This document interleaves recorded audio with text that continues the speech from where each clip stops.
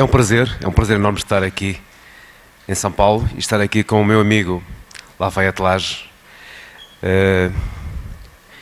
O acordo ortográfico trouxe-nos uma língua cada vez mais uniforme, mas eu também sei que quando falo português de Portugal, por vezes é um pouco difícil entender para quem fala português do Brasil. Vou tentar falar um pouco mais devagar, para que a mensagem seja mais fácil. Esta é a nossa cidade, nós vimos do Porto, daí o nome da unidade, Porto Ipionity. Esta é uma cidade muito bonita, que vale a pena visitar. Como diz o Manel, o Lafayette já está connosco neste projeto e nestes intercâmbios faz alguns anos. São alguns dos momentos que nós já partilhamos, no meio de pessoas muito ilustres, pessoas muito bonitas, na qual se inclui a Lilian ali no canto inferior. E, claro, obrigado pelo convite para estar aqui. Eu costumo dizer que a maior honra que nós podemos ter é quando um amigo nos convida para a sua casa, porque realmente somos mesmo muito amigos. Muito obrigado, Lafayette. Eu tenho aqui 4 palestras que vou tentar encadear. Podemos fazer um intervalo quando acabarmos o tema da artroscopia para discutirmos alguma coisa e depois o tema da artroplastia.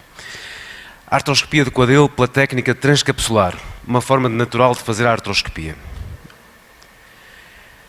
Mais do que escrever a técnica, porque se procurarem a técnica ela está publicada e encontra-se no Google, portanto será mais fácil ler a técnica do que eu estar aqui a explicar a técnica, portanto é uma forma simples de encontrarem.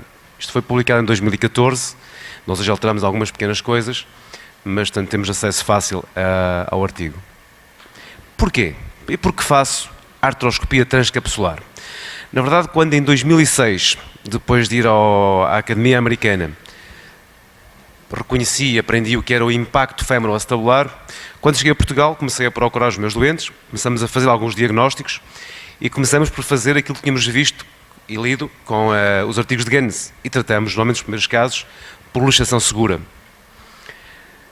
2 anos depois, a coincidência, cruzo-me em Braga, em Portugal, num evento onde Manuel Ribas falava sobre impacto femoroacetabular com a sua técnica de tratamento mini-open anterior, que me entusiasmou bastante pela muito menor agressividade e passamos a tratar, eu diria, a maior parte dos nossos casos, nessa altura, por mini-open anterior.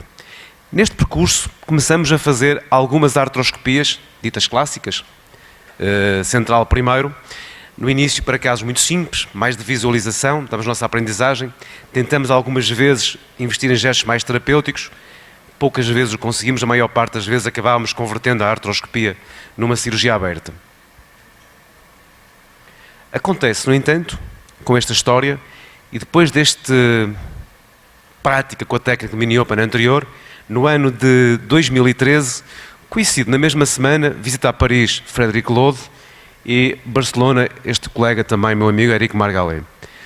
Foi por acaso em Paris, em Barcelona estava marcado, e íamos ver alguém que nos diziam que faziam artroscopias de uma forma muito simples. Não é claro, não tinha dificuldade nenhuma, como gostava muito a acreditar.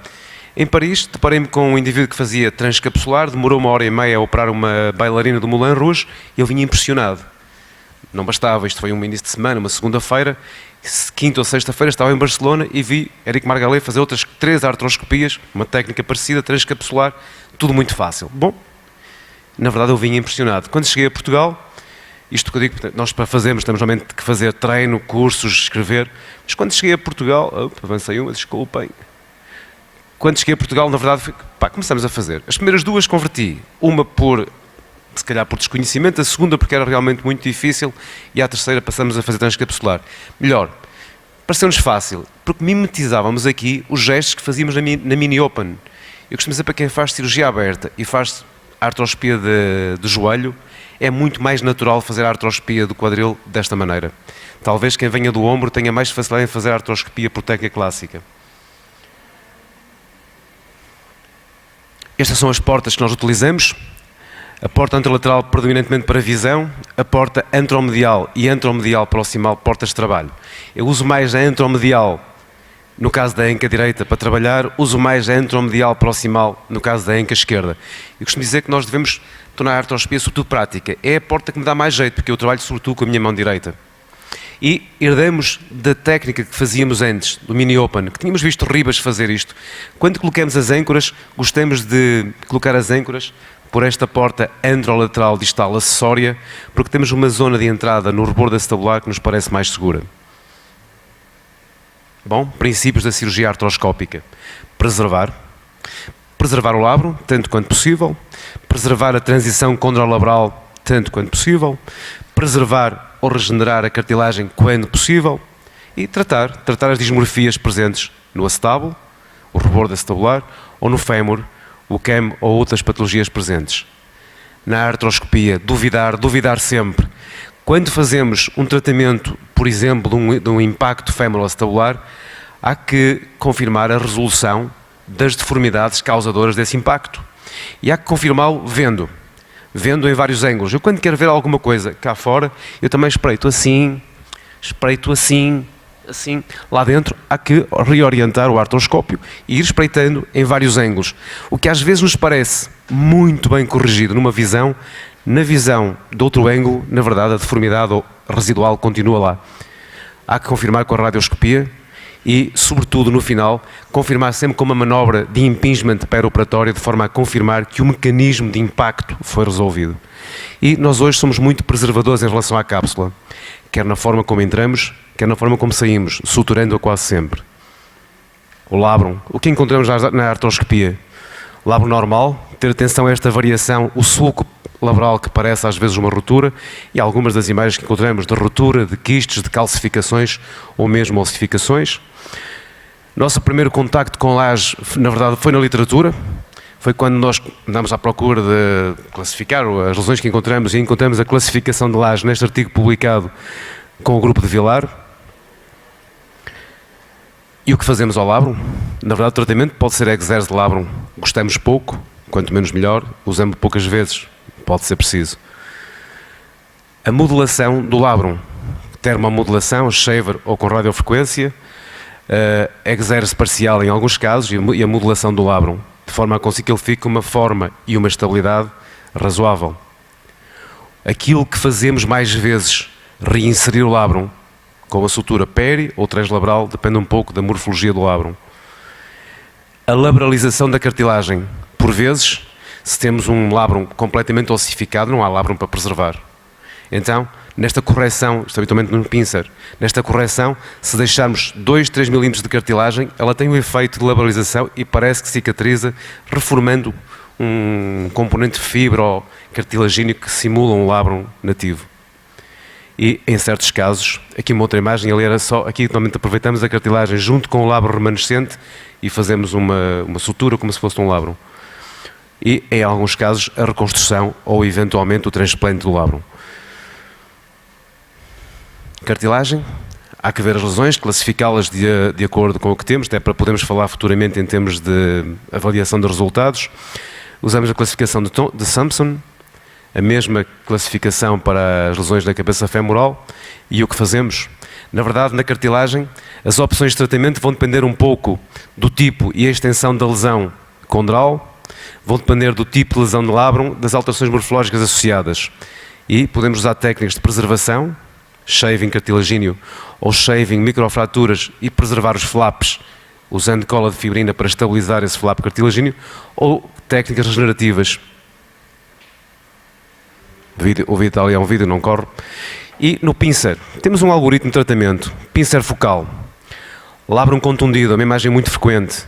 Acetaboloplastia, preservação contralabral e reinserção do labrum. Rotura de labrum, acetabuloplastia, reinserção do labrum, mais ou menos reforço. E quando há calcificação, na verdade um labrum calcificado ou ossificado, podemos não ter labrum no final. A acetabuloplastia, exerce do labrum e eventualmente aproveitar as técnicas de labralização ou enxerto para refazer o labrum. Aqui é um vídeo de um pincer focal. Portanto, esta é uma imagem muito típica do pincer. O labrum aparece muitas vezes com esta imagem de contusão hemorrágico, o espaço central.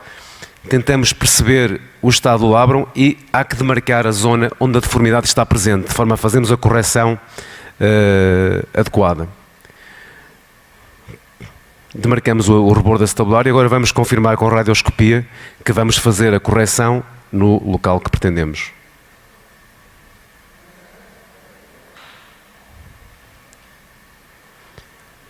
É importante porque só assim conseguimos realmente fazer a correção previamente planeada. Vamos, neste caso não há ruptura de labrum, o labrum está contundido, portanto há que fazer o destacamento do labrum. Fazemos o destacamento do labrum, mas preservando a junção contralabral.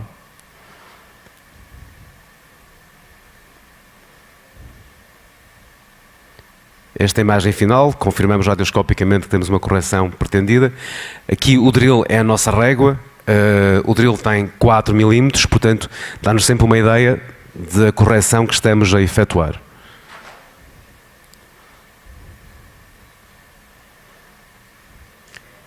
E depois disto, a colocação das âncoras e a estabilização deste labrum. Eu vou correr, senão vamos perder aqui muito tempo.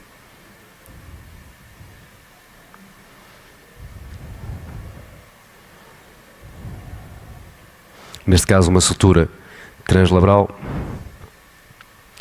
E na deformidade CAM, qual é o objetivo? O objetivo é, na verdade, pegar numa cabeça que é anesférica e tentar dar-lhe a esfericidade que pretendemos.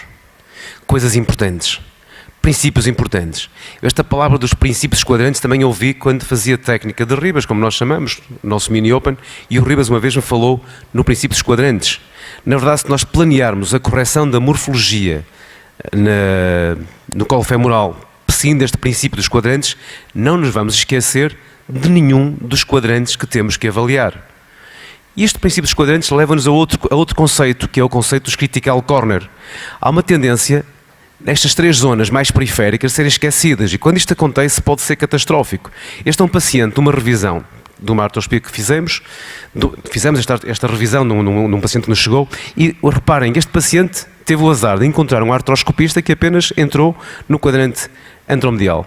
E então deixou aquele bico na parte medial, que estava a seccionar o psoas e a provocar um ressalto do psoas, deixou a parte mais anterolateral muito saliente e mesmo também a parte lateral. Claro que este paciente ficou muito pior do que a situação que tinha previamente. Portanto, atenção, porque só fazendo aqueles quadrantes todos direitinhos e confirmando todos eles, nós não deixamos nenhum destes critical corner por tratar.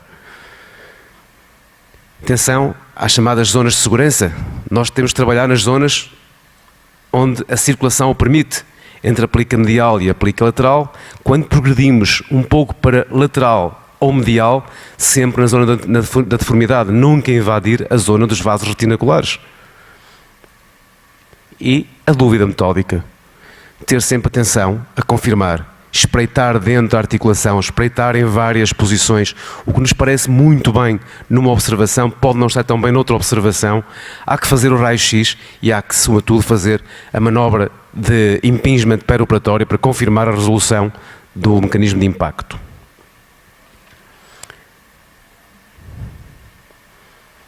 O objetivo do tratamento é, na verdade, pegar nesta cabeça anesférica e transformá-la numa cabeça mais esférica.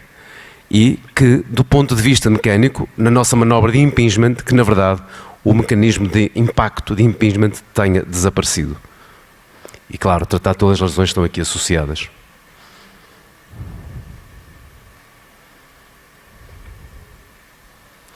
No seguimento, e o que fazer com a cápsula na artroscopia do quadril? Isto é um tema muito interessante. Quando recuamos há alguns anos e discutíamos a cápsula na artroscopia do quadril, a grande discussão, e não são muitos, a grande discussão era: fazemos capsulectomia ou fazemos capsulotomia? E a capsulectomia interfere com o resultado destas artroscopias? Claro, eu digo assim, o objetivo é fazer a artroscopia. Víamos muito a autora dizer que não, que era tudo igual. Na verdade, o tempo mostra que não é verdade, e quando fazemos extensas capsulectomias, na verdade, prejudicamos aquela articulação. Então hoje já não discutimos isso. Nós hoje discutimos a capsulotomia. Que tipo de capsulotomia? E justifica ou não justifica suturar a cápsula no final da artroscopia? Eu acho que hoje a nossa discussão está mais neste aspecto já do que da capsulectomia, que está mais do que ultrapassada essa discussão. O quadril é uma articulação algo especial. Na verdade é uma articulação em que uma esfera encaixa numa concha, que lhe permite, e está envolvida por uma cápsula realmente forte, densa, que lhe permite duas coisas que são um pouco antagónicas. Permite-lhe uma grande mobilidade e, ao mesmo tempo, com uma grande estabilidade. Hoje usamos cada vez mais a artroscopia do quadril para tratar patologia articular. usando qualquer um destes acessos, central primeiro, periférico transcapsular, periférico intracapsular, mas, importante, o que fazemos com a cápsula é importante, muito importante. Na verdade, temos que fazer o suficiente para ver o que está mal, para ver todos os gestos que temos que fazer intra-articular e para ver o resultado daquilo que fizemos. Mas é importante, deve permitir a exposição, mas, tanto quanto possível, não comprometer a estabilidade e a cinemática articular do quadril. Há vários artigos publicados. Este artigo é um artigo muito bom que inclui Al Martin e Brian Kelly, que demonstram o papel da capsulotomia transversal, longitudinal, em T, na mobilidade e na estabilidade da articulação. Na verdade, quando avaliamos as várias técnicas, que é que deparamos com, por exemplo, quando fazemos uma artroscopia, primeiro central, na verdade, 2 portas, 2 orifícios na cápsula e uma capsulotomia interportal. Uma capsulotomia transversal, maior ou mais pequena, mas esta capsulotomia faz parte. Eventualmente, para trabalhar a parte mais periférica, o ramo em T, para termos acesso ao colo femoral, já ficamos com uma capsulotomia em T. Compromete o ligamento iliofemoral nas suas 2 faixas e compromete a zona orbicularis. Há perda da função da cápsula anterior? Talvez. E na transcapsular? Podemos fazer capsulotomia transversal, capsulotomia longitudinal ou em T. Na maior parte dos casos eu faço uma capsulotomia longitudinal, eventualmente complementada com um braço transversal em L ou em T. A mesma coisa, comprometemos o ligamento iliofemoral, a zona orbicularis e que tal? Que irá acontecer à função da cápsula anterior. E quando fazemos periférico primeiro, mas com a técnica de Inst intracapsular, fazem-se 2 portas, maior parte e faz-se dizem os defensores da técnica, não há capsulectomia, não há capsulotomia. E eu digo sim, há capsulotomia e até às vezes capsulectomia, porque faz-se um adelgaçamento da cápsula de forma a se poder trabalhar dentro da articulação, o qual poderá ser mais marcado ou menos marcado. E muitas vezes faz-se uma capsulotomia interportal para se poder também trabalhar na articulação. Então, voltamos ao mesmo problema, que é esta capsulectomia, adelgaçamento na espessura da cápsula e este traço terá algum efeito na resistência capsular? É claro que se houver efeito na resistência capsular, nós podemos nos deparar com fenómenos de macroinstabilidade. E a macroinstabilidade é muito fácil de se diagnosticar e de se observar, porque tem como resultado ou a luxação da articulação, ou pelo menos a subluxação da articulação do quadril. Mas, mais difícil do que isto, é percebermos o que pode acontecer em termos de microinstabilidade. Difícil de diagnosticar, difícil de caracterizar, mas, por exemplo, há este estudo aqui do grupo de Philippon que demonstra que numa capsulotomia, quando é feita, por exemplo, a reparação capsular, no estudo robótico, a microinstabilidade articular é extremamente reduzida, muito reduzida por este gesto. E então, voltamos à evidência.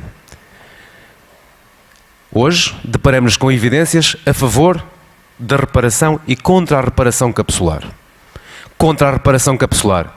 A capsulotomia parece que não tem sido problema, dizem muitos cirurgiões de quadril. A cápsula cicatriza, reforma-se. Até tem efeito terapêutico em alguns casos.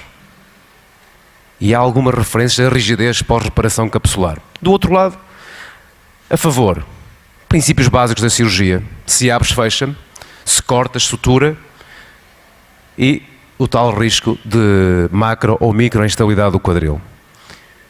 Então, nós hoje deparamos-nos com estas conclusões que são, hoje é conhecimento.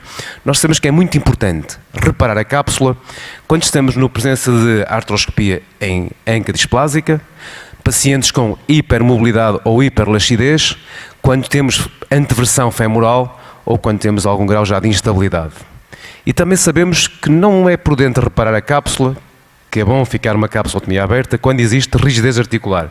Tudo o resto, que são, na verdade, a grande maioria dos nossos casos, estamos ali, sim ou não. a nossa experiência. Na verdade, no nosso número de artroscopias, temos um número razoável de artroscopias de revisão. Muitas vêm de fora e algumas são minhas. O que é que encontramos na artroscopia de revisão? Sim, verdade. Muitas cápsulas estão, na verdade, cicatrizadas. Às vezes até mesmo muito espessas. Mas encontramos um outro grupo grande, eu até diria se calhar a maior parte, em que nos aparece uma cicatrização, mas quando entramos naquela zona onde trabalhamos previamente, a cápsula é mais fina. Aparentemente não tem a mesma competência. E até encontramos alguns casos onde a cápsula não cicatrizou.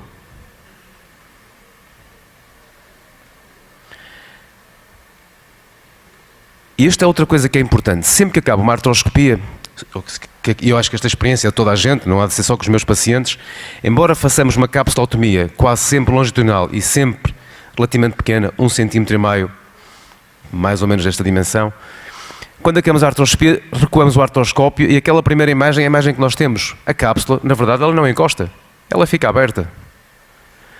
Então nós gostamos de fazer sutura. Uma coisa engraçada é que quando suturamos, só o facto de darmos o primeiro ponto junto ao rebordo acetabular, a cápsula encerra imenso. O único ponto.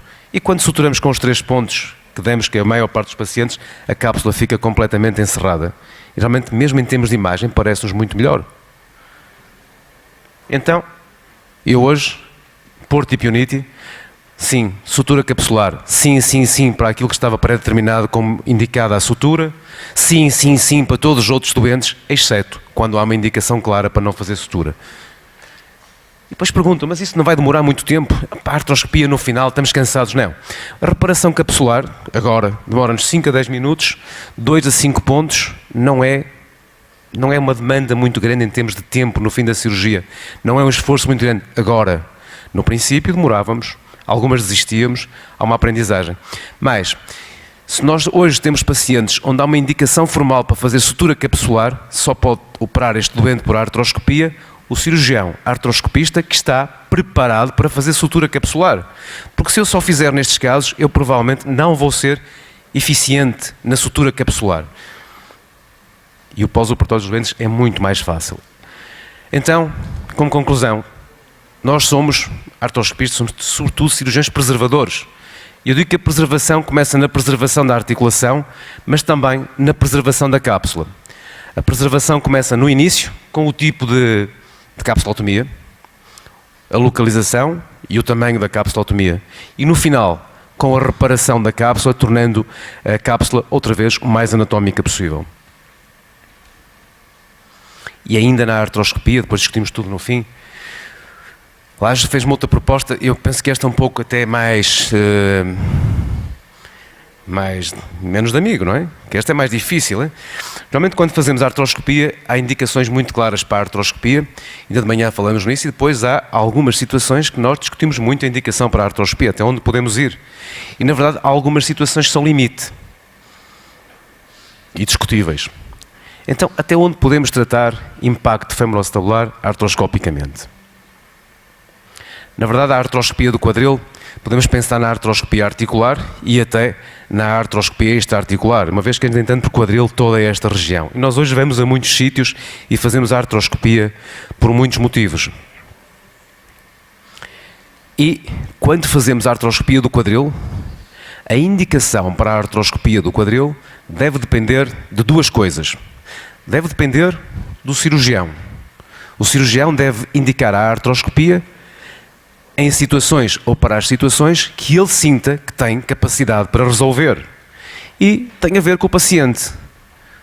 Com o paciente em si, pela idade, pelo tipo de patologia, pelo seu biótipo, por tudo. E também depois pela patologia. Há que adequar à patologia que o doente apresenta.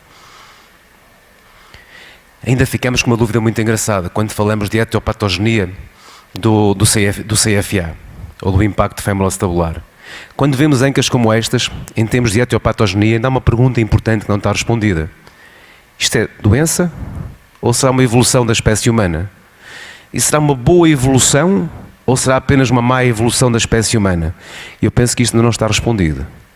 Quase 1/5 da população tem encas com uma cabeça femoral, com a charreta. E quando pegamos e avaliamos desportistas que fazem desporto de alto impacto desde a infância, a prevalência deste tipo de ANCAs é muitíssimo maior. Então, será isto realmente a doença? Será uma adaptação a estas novas cargas que nós fazemos? E será bom ou será mau? Eu não sei responder a isto. Mas sabemos que aquilo, em alguns indivíduos, propicia, pelo mecanismo de impacto, patologia. Bom, então, tratamento artroscópico de impacto femoroacetabular. Quando? Quando existe impacto femoroacetabular, ou seja, temos alterações morfológicas, quase sempre, às vezes não, mas temos alterações morfológicas associadas à clínica e associadas a um exame físico compatível e alterações compatíveis. Quando tudo isto existe, nós dizemos que existe impacto femoroacetabular. E então, tratamos quando? Quando existe impacto femoroacetabular. Não tratamos alterações morfológicas. E olhando para este artigo do grupo da DINST, publicado em 2015, nada disso que ele nos diz. Tratamos impacto femoroacetabular quando? Quando existe impacto femoroacetabular, quando o tratamento conservador falhou, o doente mantém-se sintomático, então há indicação. E também nos diz que há contraindicações para a artroscopia do quadril. E diz-nos que há contraindicação quando temos já o que ele chama de uma artrose avançada, interlinha menor que 2 milímetros, quando existe uma displasia significativa, ângulo CA menor que 25 graus, ou quando existe um pincer global ou um pincer posterior, que também não serão compatíveis com a realização de artroscopia do quadril. Isto é o que diz DINST neste artigo. Lembro sempre, o impacto femoroacetabular é uma entidade, não é morfologia, é uma entidade dinâmica e resulta da existência de sintomatologia, de exame físico e de alterações compatíveis. Dá que pensar sempre nisto como esta entidade, como mecanismo de inclusão, de impacção, porque se percebermos o impacto femoroacetabular de acordo com o mecanismo, talvez consigamos perceber melhor o tipo de lesões que estão presentes em cada um dos casos. Diagnóstico, sempre, clínica, exame físico, raio-x, como falámos de manhã, aqui sim, raio-x protocolado, feito em posição correta, senão não é possível tirar conclusões, e a ressonância magnética do quadril dirigida. Eu hoje poucas vezes faço artroressonância, acho que uma ressonância 3 Tesla tem uma acuidade quase igual a uma artroressonância, muito raramente peço artroressonância, e o TAC, sobretudo quando já ponho a indicação cirúrgica e quero fazer uma avaliação morfológica tridimensional.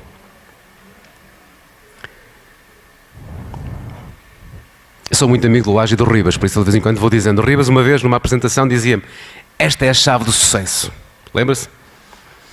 Na verdade, a chave do sucesso está sempre no correto diagnóstico, numa boa planificação e num tratamento efetivo. E então vem a outra pergunta. Já vimos quando é que tratamos impacto? Tratamos impacto quando ele existe e, na verdade, o outro tratamento falhou. E até onde podemos ir? Será que podemos ultrapassar aquilo que dizia há bocado DINST no artigo dele?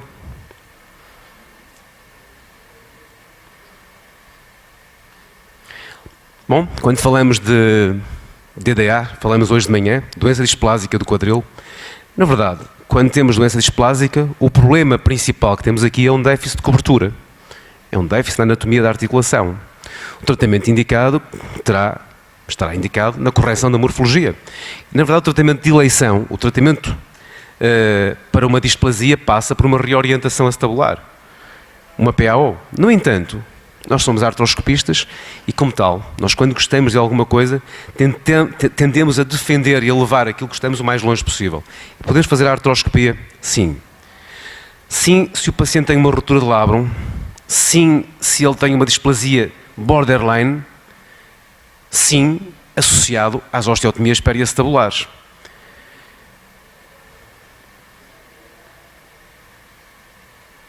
Isolada. Quando ela é isolada, é verdade, temos que cumprir isto. A doença displásica tem que ser uma doença displásica borderline. Discutimos se é 18-25, se é 20-25, 21-25. Assim, mas quando o ângulo de cobertura é inferior a 20 graus, eu fico um pouquinho retraído e não ponho indicação para uma artroscopia isolada. Mas naquele limite eu ponho indicação. Duas atenções. Este paciente tem clínica e tem dor porque tem uma ruptura de labrum. Nestes pacientes o labrum faz parte da cobertura acetabular e nestes pacientes o labrum é extraordinariamente importante na carga, na superfície de carga. O labrum tem que ser sempre preservado, sempre. E nestes pacientes que têm tendência para displasia, para instabilidade, a cápsula é extremamente importante. A cápsula tem que ser aberta o menos possível e sempre suturada, eventualmente até com uma aplicatura.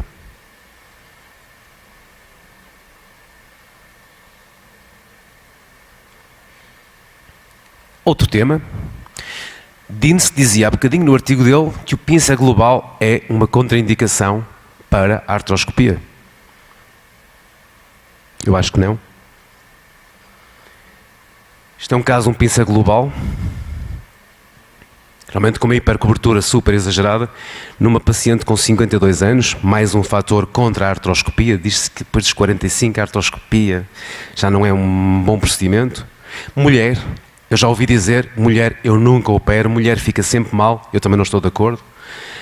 São mais difíceis, as nossas mulheres também são tratáveis da mesma maneira. Esta paciente com esta situação tem uma história curiosa, porque depois de tratarmos este pincer e do outro lado, o que acontece é que ela voltou a arranjar namorado, estava sozinha há muitos anos, até na vida sexual era difícil, voltou a casar e hoje tem uma vida parece mais feliz, acho eu. Aqui o importante e o que é que se faz isto são as duas ancas, temos de um lado, temos do outro. Quando temos pincer global, e eu penso que tem aqui um vídeo que vai correr a seguir, mas no pincer global, o importante é que não é uma artroscopia igual à artroscopia que vimos há pouco. Esta artroscopia nós vamos atuar no teto acetabular. Então, primeira diferença, a capsulotomia não é longitudinal, pelo menos em primeiro passo, é uma capsulotomia transversal. E transversal extensa o necessário para nós trabalharmos o teto acetabular necessário. O teto acetabular tem que ser trabalhado desde a região do psoas, onde habitualmente isto vê-se no TAC, onde ele faz uma reentrância, esse bico não pode ficar ali, e eu digo pelo menos até às 9 horas. Se eu consigo fazer esta correção das 3 horas às 9 horas, eu consigo corrigir toda a zona de impacto deste pincer. E se eu tiver que ir mais para trás, eu consigo, tenho que fazer uma porta posterolateral. Aqui há uma coisa muito importante, há que diferenciar dois tipos de ancas quando temos um pincer global. Se eu tiver uma coxa profunda e a imagem for um desgaste, um estreitamento da interlinha central, esta não é uma anca que está a doer por conflito femoroacetabular. Esta anca está a doer por um mecanismo de medialização da cabeça femoral. E o problema é a artrose que está a acontecer junto à fóvea. Esta anca não vai melhorar nada se eu alterar o que está a passar na periferia. Mas, se eu tiver uma interlinha preservada, nomeadamente com a fóvea, a região da fóvea preservada, o meu problema está na periferia, que é a parte que a gente vai retirar. E estes pacientes, estes sim, melhoram com o tratamento do pincer global. Isto é um vídeo que vem aqui em cima, é a pressão refletida do reto. Na abordagem transcapsular é a nossa principal referência, seja para a capsulotomia longitudinal, seja para a transversal, e vamos fazer esta capsulotomia junto à pressão refletida do reto, de medial para lateral, e vamos caímos sempre. Neste caso não caímos dentro da articulação, caímos em cima do rebordo acetabular. Vamos descendo e vamos encontrar esta imagem.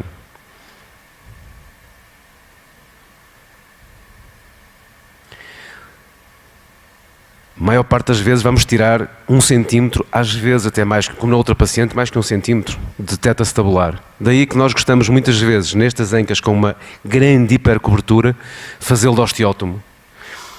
Tiramos um primeiro fragmento ao osteótomo e depois fazemos a restante regularização. Este osteótomo tem 1 centímetro de largura, portanto é a nossa régua também cá dentro. E estamos a ir para a região das 9 horas ali atrás.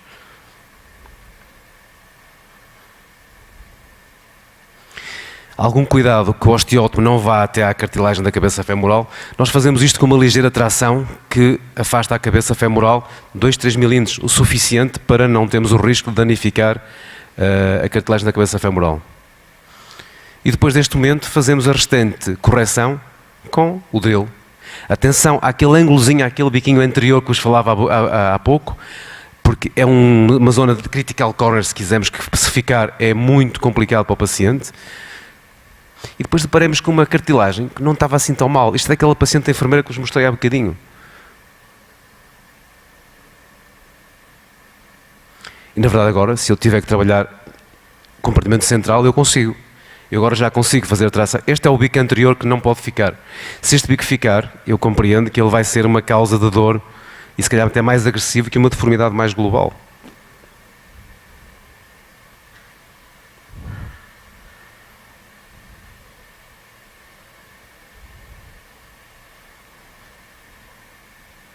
E completamos, quando é necessário, se houver um componente de CAM, acabamos avaliando também o colo femoral e a corrigir a morfologia do colo femoral. O impacto femoroacetabular posterior.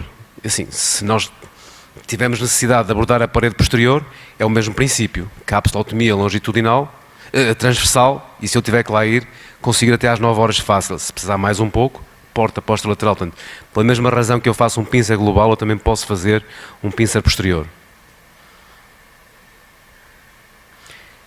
A retroversão acetabular.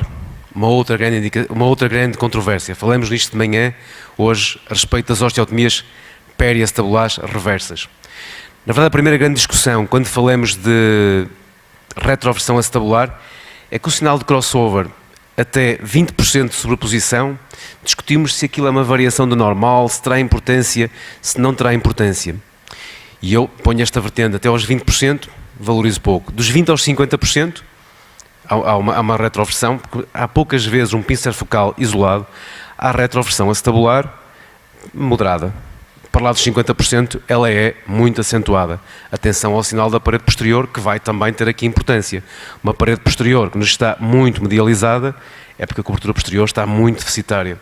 Então, sobretudo nos casos moderados, eu gosto de tratar só por artroscopia. Acho que é muito menos agressiva do que uma osteotomia periacetabular. Um caso muito acentuado, mais 50%, índice da parede posterior negativo, eu aí acho que poderá haver indicação para a osteotomia reversa. E ainda mais discutível. E na artrose? A artroscopia e a artrose, tem indicação ou não tem indicação? Víamos há bocado no artigo de Dines, que recita este artigo, quando é que é demais? Quando é que não devemos fazer a artroscopia numa coxa artrose? É mais ou menos consensual que o limite são pelo menos 2 milímetros de interlinha. Este estudo é engraçado, que este estudo faz uma meta-análise e mostra que quando comparamos aqueles números, naquele grupo de pacientes, uma grande parte tinha um TONIS 2, interlinha inferior a 2 milímetros. E quando se via a taxa de conversão aos 2 anos, é claro que a taxa de conversão era 23% neste grupo, comparando aos 8% no outro grupo. Na verdade, daí estas recomendações, 2 milímetros parece não ser o limite. Bom, por regra geral, nós fugimos um bocadinho à artroscopia na coxa artrose. No entanto, há que pensar que o doente deve ser implicado nestas decisões. E eu não sei onde está o limite para a artroscopia. Na verdade, essas indicações são para a gente ter em conta, mas já dizia de manhã aqui na nossa conversa, depois há muito importante perceber a clínica do paciente. Eu digo assim, é importante as alterações nos exames, mas a clínica do paciente vai marcar muito a decisão e o compromisso com o paciente. E eu vou-vos mostrar. Vou passar aqui um bocadinho.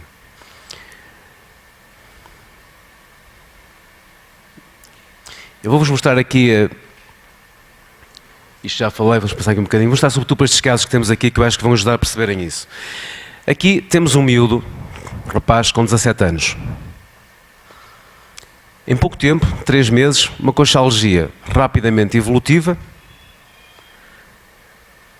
surge com este exame, a interlinha quase desapareceu, tem uma deformidade na cabeça femoral que é meio CAM, meio osteófito.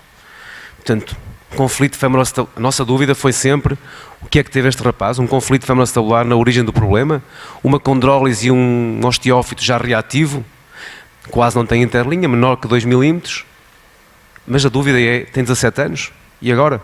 que fazemos este miúdo? Este miúdo foi aparecendo já em 2016 ou 2017. Nós, na altura, arriscamos tudo. Com estas imagens de ressonância, com o edema, normalmente tem diagnóstico, ficamos sempre perdidos. A reumatologia não encontrou nada, nós não encontramos uma causa clara para esta situação e, bom, decidimos arriscar em fazer-lhe uma artroscopia, avaliar, tratar o que desse para tratar e ver o que acontecia. Na verdade, este rapaz, encontramos esta anca, uma condrólise difusa, mas a superfície com um aspecto que nos deixou muito tristes, digamos assim. Fizemos a correção de todo um aspecto de sinovite que ele tinha com a sinovectomia, anatomia patológica, sinovite inespecífica, e tratamos a deformidade que existia no colo femoral. Isto foi em 2015. Na verdade, vimos este rapaz ao ano e ele recuperou das mobilidades, tem uma coxalgia ligeira, tem uma discreta claudicação, tem uma rigidez residual, faz algum desporto e tem esta situação. E aos 21 anos tem um quadro que se mantém sobreponível. Eu podia dizer que isto é igual ao PST do Ribas, do Laje, de há bocadinho. É bem, mas e se não tivéssemos feito nada? Podia ter uma prótese neste momento já. Depois temos outros casos. 58 anos. É um dos meus fisiatras. Faz artes marciais e num dos treinos de arte marcial faz um golpe, fica com uma dor enorme, vem à minha consulta, à nossa consulta de canadianas, hipermedicado, e diz-me: Cruz, pá, eu sei, isto foi, o raio-x é este, com a artrose, aquele sinal na cabeça femoral, quase não tem interlinha. Não, Cruz, isto eu já tinha há mais tempo, isto tem que ser o labrum. Para ser súbito tem que ser o labrum. Eu digo: mas sim, a tua idade, com esta artrose, tens que fazer uma prótese. Faço-te uma infiltração, depois faço-te uma prótese. Não, Cruz, vais fazer uma artroscopia. Se não resultar, daqui a 3 meses fazes a prótese. Bom, isto foi quase a pedido, mas este é o compromisso que nós temos que ter. E eu acedi a fazer-lhe a artroscopia, não só porque ele me pediu, mas porque o mecanismo inicial da origem de todo este processo foi súbito e foi num golpe no karatê. Na verdade, ele podia ter razão. Bom, e fizemos-lhe a artroscopia. Encontramos uma sinovite marcada da articulação, um labrum instável e que está invertido para dentro da articulação, e vemos aqui este labrum super volumoso, invertido. Estabilizamos o labrum, tratamos as deformidades possíveis no colo femoral, a sinovectomia possível, e na verdade isto foi em 2015, nós estamos em 2019, ele visita-me com muita frequência, gosta de ir à consulta, só me dizer que está melhor, que anda bem, e temos a sensação que está estável. E eu digo assim: e vale a pena a artroscopia? Eu posso mostrar-vos outros casos parecidos com este que eu converti em artroplastia total da anca. Eu estou a mostrar-vos os bons casos. E aqui uma outra situação. 44 anos, gestor, é italiano, passa metade do tempo em Itália e em Portugal. Em Itália não o quiseram operar com a artroscopia. Ele visita o Dr. Google também e vem ter connosco no Porto. Temos uma conversa sobre aquela lesão que está no teto acetabular, sobre aquele geólogo, aquele edema, e explicado que realmente o resultado com a artroscopia, com tratamento mais preservador, tem uma taxa de sucesso muito limitada. Mas o senhor diz: não, mas eu quero tentar. Tentamos, fizemos a artroscopia e na verdade o que é que nós conseguimos? Mais uma vez, estas ancas, realmente são ancas claramente estão muito estragadas. As lesões da cartilagem têm que ser extensas. A causa para aquela imagem era aquela lesão cartilagínea. Bom, shaver, cruentação da superfície osteocondral, reparação do labrum, reparação das deformidades. E o que é que acontece? Passaram 3 anos, a última revisão, na verdade, ele tem uma coxalgia. Antes disso, aos 6 meses fizemos uma ressonância de controle, o edema reduziu, os geódes estão menores, e aos 3 anos ele tem uma coxalgia discreta, pratica ciclismo, que era a grande paixão dele, e não está bem, mas está muitíssimo melhor. Então, conclusão, a experiência que nós temos é muito importante. Nós devemos ler muito, devemos estar atentos à literatura. Não podemos esquecer que os nossos pacientes também leem a literatura e, portanto, quando pomos algumas indicações limite, O doente tem que estar informado, devidamente informado. Se calhar aqui devia assinar um consentimento informado ainda mais pormenorizado, porque podemos também ter algum reverso na medalha. No entanto, eu acho que é possível tratar estes casos limite, muitas vezes com resultados aceitáveis. Há bocadinho questionavam sobre se eu sei que uma prótese ao fim de 30 anos tem uma alta probabilidade de estar a funcionar bem, porque é fazer uma artroscopia que eu não sei se ao fim de 3 ou 4 anos vai estar mal. Mas eu digo, eu tenho 55, julgo-me um miúdo de 20 anos, e se eu tivesse qualquer uma destas situações, o Fernando far-me uma artroscopia previamente. Portanto, como eu penso isto para mim, penso isto para os meus pacientes. Importante como conclusão, nós sabemos que a presença de condropatias, de artrose, afeta negativamente os esforços que nós fizemos e os resultados no tratamento preservador da anca, seja aberto, seja artroscópico. O conhecimento atual é insuficiente para definir o limite da indicação para o tratamento artroscópico. O tratamento deve ser ponderado, ter em conta o paciente, a clínica, as alterações imagiológicas. O tratamento tem que ser sempre um compromisso entre o médico e o paciente, sobretudo nestes pacientes, em todos, mas sobretudo nestes pacientes, gerir bem as expectativas. É controverso, claro que sim. Quando bem indicado, pode ser uma boa solução. Deixaria um bocadinho, nós temos a palestra seguinte sobre a artroplastia, podíamos parar aqui um bocadinho a ficar aqui em discussão este tema e depois fazíamos o outro, parece bem? Alguma pergunta na sala?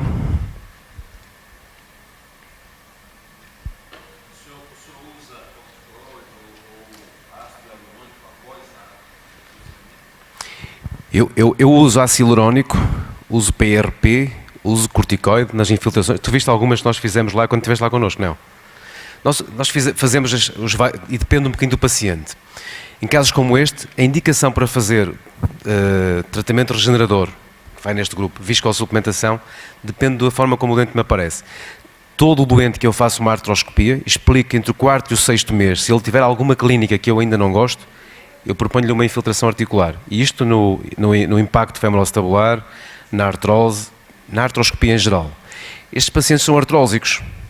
É-lhes explicado no primeiro dia os vários componentes de tratamento. O mais conservador, alterar o estilo de vida, adaptar a atividade física, o tratamento regenerador, a viscosupplementação e a ajuda medicamentosa. Isto é o tratamento mais conservador de todos. No segundo patamar, ele pode fazer uma artroscopia da anca. E no caso da coxartrose, eu digo que pode, e é explicado. E quando tu avanças para o patamar seguinte, não abandonaste o primeiro patamar. Quem fez uma artroscopia continua a ser um paciente com indicação para fazer viscosupplementação, adaptação do estilo de vida. 4, se fizer, 4, 6 meses depois. O primeiro tratamento. E esse pode fazer mais ao longo da vida. Primeiro tratamento, 4, 6 meses depois.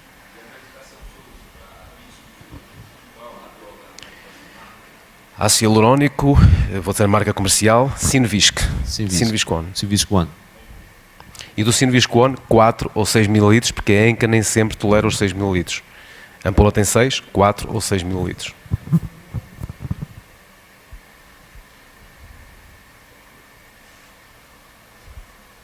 Pessoal, decir que os fellows podem vir, só podem ir à nossa página web e inscrever-se.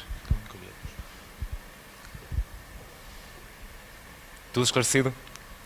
Posso avançar? Mudando um pouco de assunto. Na nossa unidade temos a cirurgia artroscópica mais conservadora, mais preservadora e a cirurgia artroplástica. Eu costumo dizer aos meus doentes que eu, até ao momento da artroplastia, sou anti-artroplastia. Seja um jovem de 18 anos, seja um jovem de 81 anos. E daí que nós temos todas aquelas técnicas e princípios terapêuticos para utilizar nos nossos pacientes. E depois digo-lhes sempre, mas no dia que tudo falha e nós temos necessidade de uma cirurgia de substituição, na verdade é aí que eu faço o maior milagre com os meus pacientes.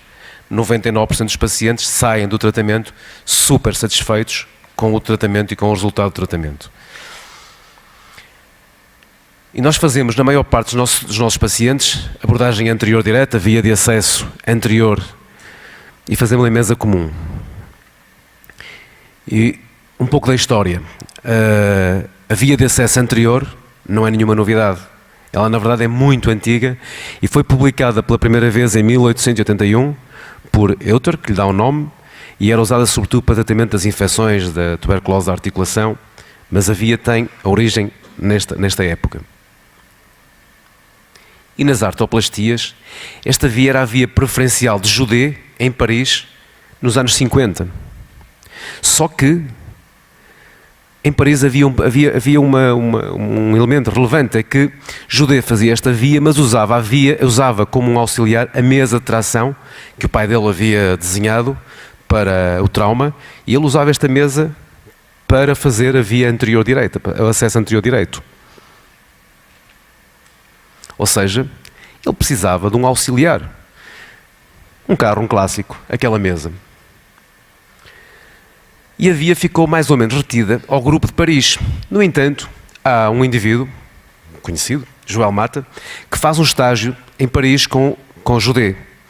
E quando ele volta para os Estados Unidos, ele vai um pouco impressionado com a forma como os pacientes de Judée recuperavam após a artroplastia da anca. E animado deste espírito, ele chega aos Estados Unidos e desenvolve no seu grupo o acesso anterior para a artroplastia do quadril. Só que ele não é europeu, ele é americano. E como qualquer bom americano, não bastava ter um clássico, tinha que ter normalmente uma bombaça a sério. Então ele desenha nos Estados Unidos esta mesa que está aqui, uma mesa toda em carbono, e que na altura, portanto, era uma mesa que custava mais ou menos $110 mil, portanto o valor daquele carro que estava ali. Na verdade, que isto era logo uma limitação enorme para a maioria dos cirurgiões em qualquer outra parte do mundo. O grupo de Paris, um bocadinho na herança do grupo de Judée, porque o grupo vem daqui, realmente tem memória também daquelas recuperações que o Judée conseguia com os seus pacientes, e vão à procura de uma solução parecida, que é aquela mesa de Judée, realmente é uma mesa muito complexa e difícil. Então conseguem, o grupo da Medacta, fazem esta mesa que fixa na mesa normal de cirurgia, e fazem a mesma técnica, mas usando esta mesa mais simples. Ou seja, em vez de terem uma bomba como aquela que vimos há bocadinho, fazem isto com um auxiliar técnico bem mais barato e mais fácil acesso. Animados por estes resultados, claro, todos nós procurando soluções, há um grupo no qual se inclui Christophe Cortin, que começam a fazer esta via, mas sem qualquer tipo de mesa especial, numa mesa cirúrgica comum. E nós deparamos-nos com isto quando em 2013, no nosso primeiro Porto IP Meeting, fazemos um curso de artroplastia, via anterior, via posterior, e pedimos ao Cortin para vir fazer parte deste curso. E o Cortin, no curso, tínhamos uma cirurgia ao vivo, que é esta que estamos aqui a fazer, e depois tínhamos realmente o treino em cadáver a seguir. E foi aqui que nós tomamos prática, conhecimento, com a técnica da via anterior para quadril, para a prótese quadril. Então, animados daquele espírito que vem do Manel, o Manel saiu daqui entusiasmadíssimo, não nos deixa mais dar para trás, porque o Manel sai dali, entra em casa no computador, talvez no fim de semana que devia estar com a família, e rapidamente faz um flyer, rapidamente divulga a ideia da via anterior, e rapidamente nós não podemos andar para trás, só temos que andar para a frente. E começamos a fazer, então, além dos nossos cursos, quer no Porto, quer fora do Porto, começamos a fazer a via de acesso anterior para a artroplastia do quadril. E este espírito de equipa é tão importante porque esta via não é assim tão fácil, ou não é tão fácil como a via posterior, que nós fazemos desde sempre. E eu lembro de um episódio que nós, mais ou menos quando tínhamos 100 próteses por via anterior, por acesso anterior, há 3 próteses que são mais difíceis. No mesmo fim de semana, não correu igual. E então eu saio, à terceira prótese, saio da sala, a bom português, porra, pá, não dá, acabou, vais para a via posterior, acabou, foi a última. Eles os dois dizem-me, Cruz, não podes. Agora os pacientes já vêm ter contigo para tu fazeres a abordagem anterior direita. Portanto, mesmo neste dia que eu tenho de dar para trás, o espírito da equipa é importante e estes reforços positivos também o são e é muito importante. O que é que acontece nessa cirurgia? Na verdade, paciente em decúbito dorsal, em supino, a equipa, nós não temos auxiliares, podíamos ter um braço mecânico hidráulico, não temos sempre um ajudante deste lado, que habitualmente é um enfermeiro que a casa comercial nos empresta, e nós trabalhamos com uma equipa deste lado. Estou eu, está o Fernando e está o Manuel, e trabalhamos desta forma. E o enfermeiro, como veem, não apenas chega material, o enfermeiro é muito importante em muitos outros componentes, em muitas outras partes aqui da cirurgia, como vou mostrar de seguida. Não operamos assim tão rápido, hein? Demoramos 45, 50 minutos a fazer a artroplastia. Então, não esquecer sempre o mesmo. Artroplastia do quadril, objetivos, prótese de quadril bem implantada, e este é o primeiro objetivo de uma prótese. Conseguimos um quadril sem dor e com boa função, e tanto quanto possível, um paciente satisfeito com o resultado, conseguindo um estilo de vida adequado ao seu grupo etário e ao seu estilo de vida, sem complicações tanto quanto possível e com o máximo de durabilidade possível. Nunca podemos esquecer isto. Quando vamos à literatura, vemos muitas descrições a dizer maravilhas da via anterior e vemos algumas diferenças importantes. A primeira diferença é na taxa de luxações, que na verdade na via anterior é muito pequena. Temos algumas lesões que são típicas da via anterior. Uma delas é a lesão do nervo femoral-cutâneo. Na verdade, há descrições entre 1 a 80%, e eu digo, nós podemos fugir ao femoral-cutâneo, mas o ramo mais proximal nem sempre lhe podemos fugir, mas eu digo é a mesma coisa que o ramo infrapatelar no joelho. Quando fazemos uma artroplastia do joelho, o ramo infrapatelar é sempre sacrificado. Aqui, às vezes, é sacrificado o primeiro ramo, do femoral-cutâneo. E umas complicações que parece que eram descritas como próprias desta via, como aquelas perfurações do femoral, da diáfise femoral e as fraturas da ponta do grande trocânter.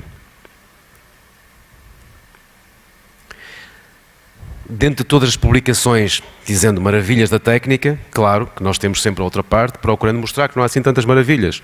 E então, eu, por exemplo, dou um especial relevo a este trabalho, que eu acho que é um trabalho que me parece relativamente sério, porque mostra que, na verdade, parece nos primeiros 6 meses, porque eu continuo a fazer alguma via posterior, mas podem perguntar quais são as indicações, nos primeiros 6 meses é diferente, e é na verdade muito diferente. Parece que ao fim de um ano, os resultados, desde que a prótese esteja bem feita, são muito sobreponíveis. Mas, eu digo, além de toda a diferença nos primeiros meses, permanece uma diferença muito grande em relação à estabilidade ao ano. E depois, pelo menos na minha experiência pessoal, eu, um doente de via anterior, não limito nada. Se eu fiquei satisfeito no bloco com as manobras que faço, deixo o paciente cruzar a perna, baixar-se, tudo. Não vai para casa com limitações. Não há triângulo de abdução, não há altitude sanita, não há nada. O doente usa canadianas como ajuda durante 3 a 6 semanas. E apesar de toda esta liberdade toda para fazer as neiras, a luxação, não vou dizer que não acontece, é quase não acontece. Sabemos, está descrito, é verdade, a via anterior ela tem algumas dificuldades e, portanto, tem uma curva de aprendizagem de algum tempo. Há quem diga que são 50, há quem diga que são 100 casos. Há algumas dificuldades que é preciso perceber e entender para que se possa fazer bem a via anterior.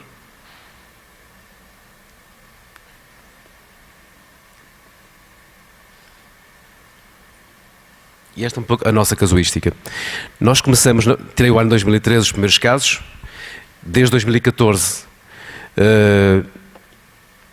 que fazemos estes números estão aqui, e aqui sobretudo o que chama a atenção é que nós desde que começamos a fazer via anterior, e há bocadinho o Manel disse, eu lembro-vos que Portugal inteiro não consegue ocupar São Paulo, portanto, dos 11 milhões de portugueses, crianças, temos uma população pequena.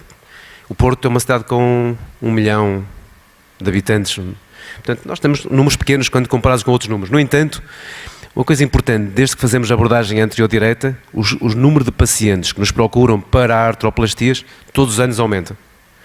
E todos os anos aumenta porque eles vêm, porque já há alguém que foi operado por via anterior, que compara com o vizinho do lado que fez outra abordagem, e eles querem ser operados desta maneira. Portanto, e este é o maior argumento que temos a favor da via anterior.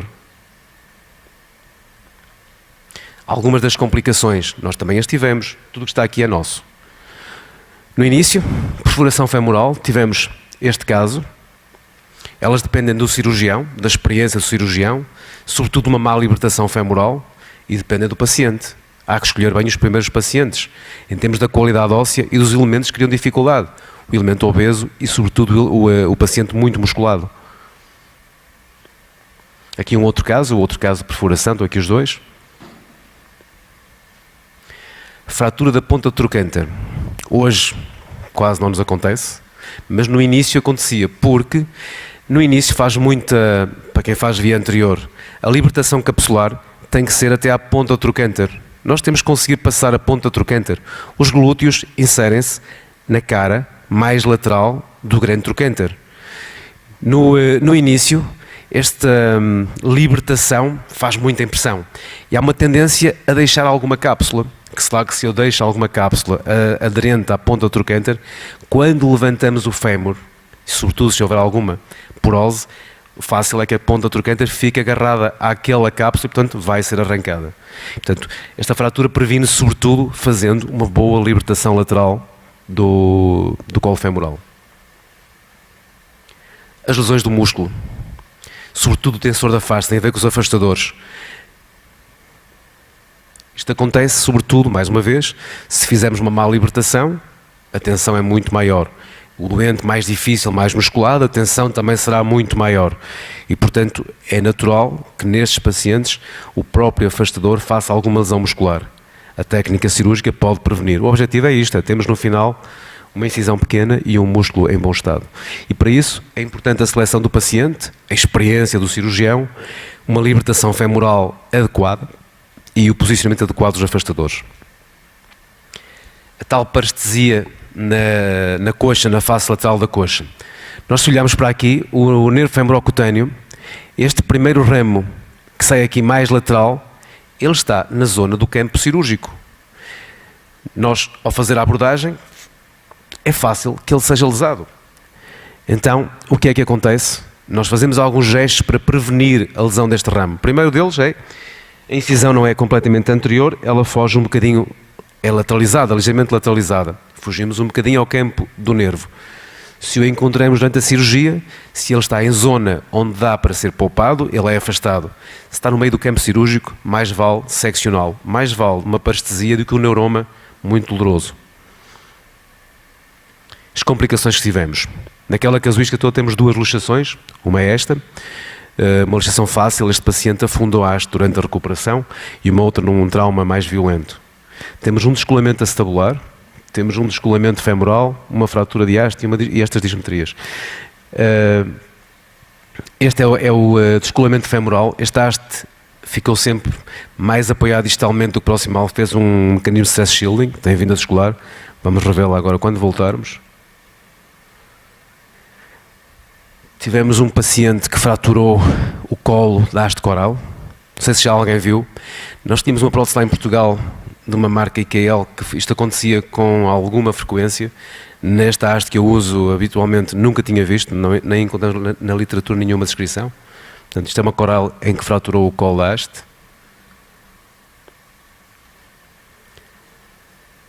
Na avaliação radiológica dos nossos pacientes, isto é o que nós encontramos. Nós procuramos, na verdade, que o acetábulo fique entre os 40 e os 45 graus. Procuramos uma anteversão 10, 15 graus. E procuramos esta haste femoral. Há uma tendência na via anterior, mais uma vez, se não fizermos uma boa libertação, o fémur é mais difícil de expor. Mas há duas coisas. No acetábulo, e isso nós também temos essa experiência, há uma tendência para afundar menos o acetábulo do que na via posterior. E é comum, aparece de vez em quando, um acetábulo que está mais medializado. Nós hoje entramos sempre a fresar um bocadinho o fundo e depois é que vamos para o tamanho que nós queremos do acetábulo. No início, também não sei explicar porquê, mas a nossa média de tamanhos acetabulares era maior na via anterior do que na via posterior. Portanto, nós aumentávamos um bocadinho a fresagem em termos de tamanho, também já não acontece hoje. E também tínhamos alguma tendência, que eu acho que também é preciso ter atenção, na abordagem anterior, para quem faz, no início, nós na abordagem anterior não precisamos de tanta anteversão, mas na verdade há uma tendência para deixar o acetábulo também um pouco mais antevertido. Isto é técnica, é ensinamentos. Há que fresar bem o fundo acetabular, há que baixar bem a mão e há, quando se impacta o componente acetabular, que manter a mão a puxá-lo bem para junto da mesa, porque ele tem tendência a subir e a ficar antevertido. E as hastes, se não libertarmos bem o fémur, temos uma tendência a fresar em varo. E acontece por vezes a haste ficar alta porque foi mal preparada. Eu digo, no início, se nós não libertamos bem o fémur, temos dificuldades. A via anterior é uma via bem mais difícil que uma via posterior. Dicas e truques para estas coisas todas. O que aprendemos ao longo destes 5 anos? Primeiro, a incisão. Gostamos de incisões pequenas. Há um ano, e porque normalmente só fazíamos a incisão longitudinal, mas começamos a perceber que, sobretudo nas mulheres, algumas ficam com uma cicatriz que marca um bocadinho. A literatura começou a falar nisso também. A incisão em biquíni não só é mais bonita, mas dá menos cicatriz. E então começamos a fazer a incisão de biquíni, sobretudo para as mulheres. Aquilo, há bocado eu falava, nós lateralizamos um bocadinho a abordagem para fugir ao ramo do femorocutâneo, ao ramo mais superior e lateral.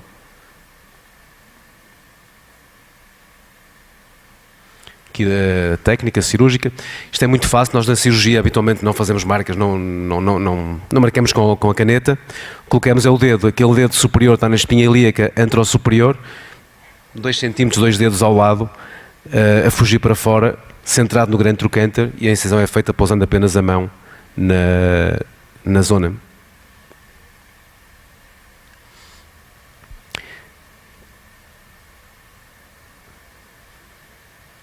Isto é o aspecto final. Realmente a incisão longitudinal tende a dar uma cicatriz que marca mais. A incisão em biquíni fica muito disfarçada, além de ficar numa zona mais facilmente escondível. Nota-se muito menos, dá menos marca, uma cicatriz mais estética.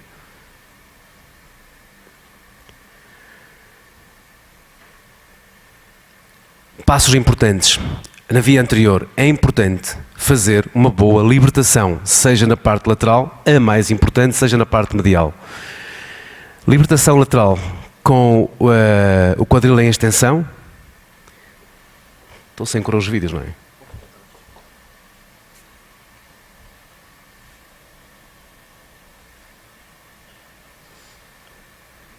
Este afastador mais lateral está colocado entre a cápsula e o pequeno glúteo. É uma das coisas descritas na literatura. O pequeno glúteo é muitas vezes lesado quando fazemos a abordagem anterior. Um dos segredos é que ele tem que ser protegido. Se não o protegermos, ele é danificado. E este afastador neste momento está entre a cápsula e o pequeno glúteo, o permite trabalhar durante este momento com o músculo protegido. Nesta altura nós fazemos metade da libertação lateral, que ela no final, num outro passo mais à frente, fazemos a restante libertação.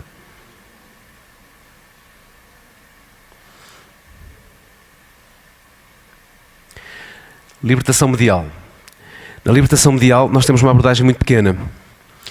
Eu começo a libertação aqui na parte anterior e quando vou progredir para a parte mais medial, para tal papel do enfermeiro, o Manel está aos pés do paciente e é dele esta responsabilidade, que é fazer uma flexão da anca, de forma a que eu consiga ter acesso mais longe na parte medial e também traz-me ao meu encontro o pequeno trocânter.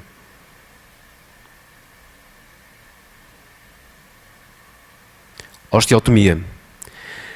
Nós aqui temos menos visão do que na via posterior. Referência. Axila superior. Junção do colo com o rebordo lateral. Há ali uma iminência, que é o final da linha intertrocantérica, que também serve de referência. Fica 2, 3 milímetros abaixo desta axila. O corte na posição habitual. Se temos dúvidas, com a haste em cima, marcamos o corte. Se tivermos dúvidas, marcamos com o bisturi elétrico e palpamos nós não vemos o pequeno trocânter, palpamos a ver se temos aquela distância de 1 centímetro, 1,5 centímetros que pretendemos de colo. O truque de fazer um segundo corte ajuda a este gesto de sacar a cabeça. Quando eu faço o segundo corte, começo o primeiro corte, preciso do colo fixo para me orientar bem, faço o segundo corte completo e termino depois o corte de baixo. Não sei porquê, mas isto é mais prático. Depois de tudo isto feito, já estamos sem a cabeça, vamos trabalhar o acetábulo. A importância dos afastadores. Um na parede mais postero-superior, um na parede medial e este afastador aqui é muito importante, colocado na parede anterior, sempre dirigido para a região da axila do paciente.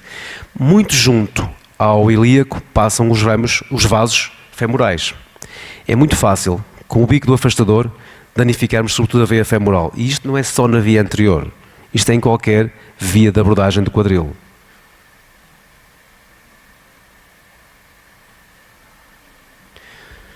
Eu gosto. Eu vi o Corten fazer uma cirurgia comigo em Barcelona. Na verdade ele demorou muito menos tempo do que eu. Ele faz aquilo em meia hora, 30 minutos, provavelmente é menos tempo. Mas na verdade ele chegou, abriu, preparou a tal, pôs os afastadores, não limpou nada. Digo, aquele doente é especial, se calhar os meus doentes em Portugal têm mais labro, mais sinovial, mais tecido inflamatório. Fresou, colocou o componente, tudo muito rápido. Eu perco tempo a fazer toda esta limpeza. Não gosto que fique nenhum tecido de gordura ou de sinovial na fóvea, gosto da fóvea limpa. Gosto de tirar o rebordo acetabular, o labrum, que muitas vezes está degenerado e até inverte durante a colocação do componente definitivo. Eu perco um bocadinho de tempo a fazer esta limpeza. E vamos finalmente fazer a fresado. Neste momento, muitas vezes temos dificuldade em passar a fresa. Se isso acontece, primeira coisa, mais uma vez, o meu instrumentista está nos pés, vai puxar a perna, vai-me aumentar um bocadinho o espaço para eu entrar. Na maior parte das vezes isto é suficiente. Se mesmo assim tenho dificuldade, há que palpar o colo. O colo às vezes tem 2, 3 milímetros a mais, que é a dificuldade. Se eu tenho um colo que está um pouquinho alto, basta tirar 2, 3 milímetros e eu passo a ter um gesto de introdução mais fácil. Portanto, se eu tenho dificuldade, primeiro tração e na segunda, rever o corte se for necessário. Manias de cirurgião de quadril. Eu freso, preparo a fóvea, gosto de deixar enxerto na fóvea quando ainda tenho espaço, e se eu tenho um osso que me parece muito esclerosado, eu gosto de fazer microfraturas no osso acetabular. Gosto de ter osso a sangrar. Sangue é vida. Eu acho que se fizermos isto, a integração dos componentes vai ser facilitada. E finalmente o componente acetabular. Mesma coisa, o Manel faz tração, como veio ali no vídeo lateral, no pé do paciente, que dá espaço, e este gesto torna-se mais fácil. E depois o que vos falei há pouco, há uma tendência na via anterior, porque temos toda esta parte muscular a forçar o introdutor para cima, para a anteversão. Portanto, há uma necessidade muito grande nesta altura do posicionamento ser bem feito, e temos bastante atenção a este gesto aqui de colocação do introdutor. Sempre com a mão a empurrar para baixo. Normalmente temos um gesto muito engraçado quando eu estou a fazer isto. O Fernando, a maior parte das vezes, está-me a colocar a mão em cima da minha mão, um bocadinho de cruz, não deixes levantar. No fundo, este gesto que está aqui representado é muito importante para evitarmos essa anteversão. Quase nunca usamos parafusos. Só uso parafusos se, no final de tudo isto, eu oscilo o introdutor, eu costumo dizer que me penduro, a bacia tem que oscilar, mas o componente tem que estar fixo. Se o componente aguenta este meu gesto, eu não coloco parafusos acessórios, fica só com fit. Nosso protocolo de analgesia, como o Manel falava há bocadinho, infiltramos os tecidos com este composto de ROP e Ketorolac. E está feito o acetábulo, vamos passar para o componente femoral. Gancho femoral para tracionar o fémur para fora, um afastador medial junto ao pequeno trochanter e um afastador femoral cá em cima na ponta do trochanter, e aqui um pouco, ao contrário da técnica que está descrita, usamos sempre um bico, um Oman bico, que fica colocado através da cápsula e que nos levanta o fémur nesta primeira fase. E agora sim vamos terminar a libertação femoral. E vou dizer sempre, este é o gesto mais difícil e mais comprometedor de tudo que estamos a fazer na abordagem anterior. Uma má libertação femoral é um fémur mal preparado, é uma ponta trochanter fraturada, é uma dificuldade acrescida. E só depois de termos a libertação toda feita é que vai haver lugar à entrada do clássico afastador bicorno, que vai levantar o fémur. Mesmo neste momento, o afastador vai levantar o fémur, mas eu faço mais força no gancho que está aqui do que no afastador. Mais uma vez, se eu fizer toda a força no afastador, tenho um risco maior de provocar fratura do trochanter. Se eu fizer a força tracionando o gancho, eu minimizo aquela força. E também tenho a certeza de que consigo, normalmente, levantar o fémur para onde pretendo. E depois de tudo isto, tenho então o fémur exposto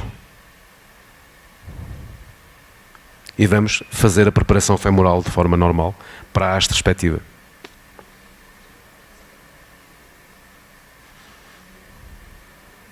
Sempre este cuidado, mais do que elevar, há que tracionar, ou fazer pelo menos as duas coisas juntas. E pronto, preparação femoral. Muitas vezes resta ali um pouco de osso na região lateral, com a goiva limpar, e o osteótomo fazer a nossa entrada inicial, o osteótomo de caixa.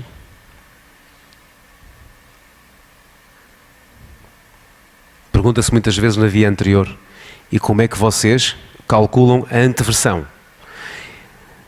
Na dúvida, sempre muito paralela à parede anterior do colo femoral. Embora, eu acho que depois durante a fresagem que a haste procura a posição dela. A fresa procura a posição dela. Mas se eu tivesse que orientar, parede anterior do colo.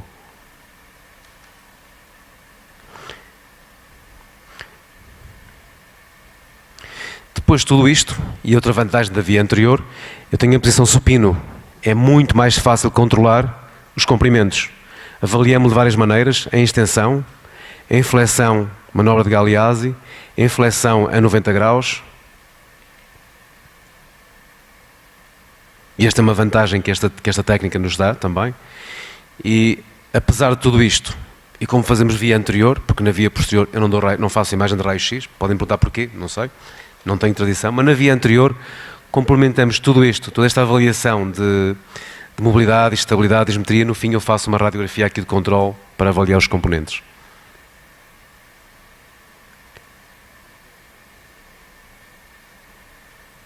Portanto, e fazemos esta imagem de controle com a imagem das duas ancas e avaliamos a relação do pequeno trocânter com o isquio para termos a ideia de comprimento, e avaliamos a dimensão e o posicionamento dos componentes.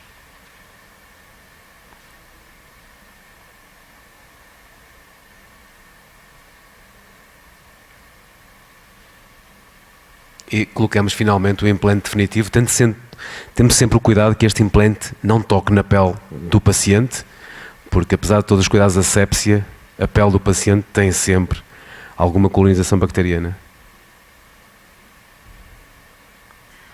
E depois o que acontece? Podemos ter coisas como estas, um paciente que no pós-operatório, no recobro, nos diz: eu durmo sempre ao lado direito, os enfermeiros muito preocupados, e deixem estar, o homem está bem, deixem estar. Ele está deitado para o lado da cirurgia que acabou de fazer. Ou pacientes que são capazes de fazer isto às 12 ou às 8 horas, que andam assim as canadianas, embora eu recomendo o uso das canadianas durante 3 a 6 semanas.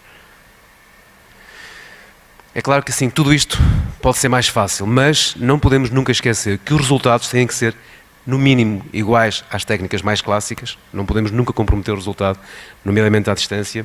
E uma coisa que há bocadinho o Manel disse, assim, nós só conseguimos evoluir se formos para a zona dos sonhos, procurar fazer coisas diferentes e cada vez melhores.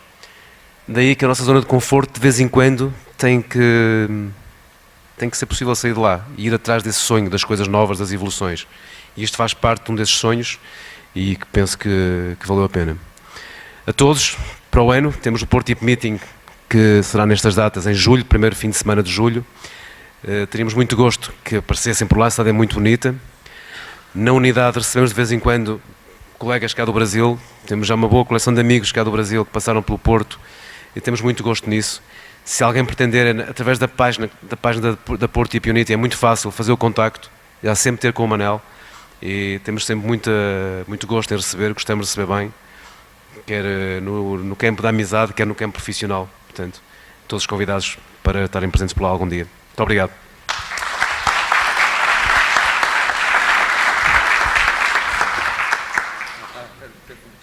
Alguma pergunta, alguma dúvida?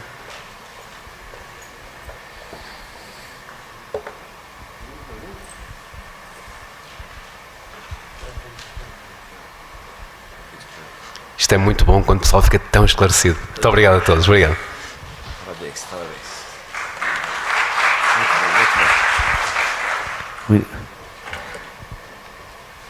Muito obrigado, Jorge. Realmente, o Jorge é um cirurgião excepcional. Você vê, há 5 anos começou a fazer, você tem esses pós-operatórios aí pela via anterior. Você viu paciente com 12 horas já andando sem muleta, sem nada.